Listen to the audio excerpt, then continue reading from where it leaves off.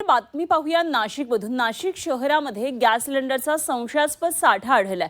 त्र्यंबक रोडवर नाईस संकुल परिसरामधली ही घटना आहे। जिल्हा प्रशासनानं या संदर्भात आता चौकशी सुरू केलेली आहे। गॅस सिलेंडर भरलेला ट्रक या ठिकाणी उभा होता, त्यामुळे संशय अधिक बळावलेला।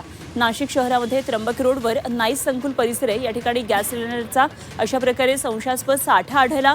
जिल्हा प्रशासनानं या संदर्भात चौकशी सुरू केलेली आहे। सोमवारी संध्याकाळी निवासी भागात विनापरवाना हिंदुस्थान पेट्रोलियम कंपनीच्या गॅस सिलेंडरनं भरलेला हा ट्रक उभा असल्याचं नागरिकांच्या निदर्शनास आलं।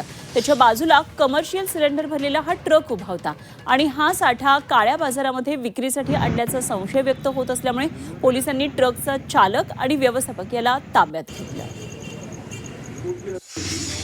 असं काहीच नाही जे सर म्हटले, माझं गोडाऊन इथून 25 किलोमीटर असल्यामुळे आणि ऑन व्हील ॲक्च्युली पेसोच्या परमिशन प्रमाणे ऑन व्हील चालते। साहेबांचं म्हणणं आहे की ते आत्ता नाही चालणार म्हणून, असं त्यांचं म्हणणं आहे। त्याच्यामुळे ही जी गाडी आहे ती एमटीच आहे आणि इकडे 100 जहाज आम्ही गोडाऊनला शिफ्ट करणार होतो, कारण हे सर्वांनी सांगितलं होतं की गोडाऊनला आत्ता चालणार नाही। तिथं पूर्ण एका गाडीतून दुसऱ्या गाडीमध्ये सिलेंडर ट्रान्सफर करून सिलेंडर तिथेच असल्यानं जागेवरती आढळून आलं। पूर्ण रेडमध्ये स्वामी समर्थ गॅस एजन्सी महात्मानगर नाशिक या ठिकाणचे भरलेले 158 सिलेंडर आणि रिकामे 289 सिलेंडर ट्रान्सफर करताना आणि विक्री करताना आढळून आले आहेत।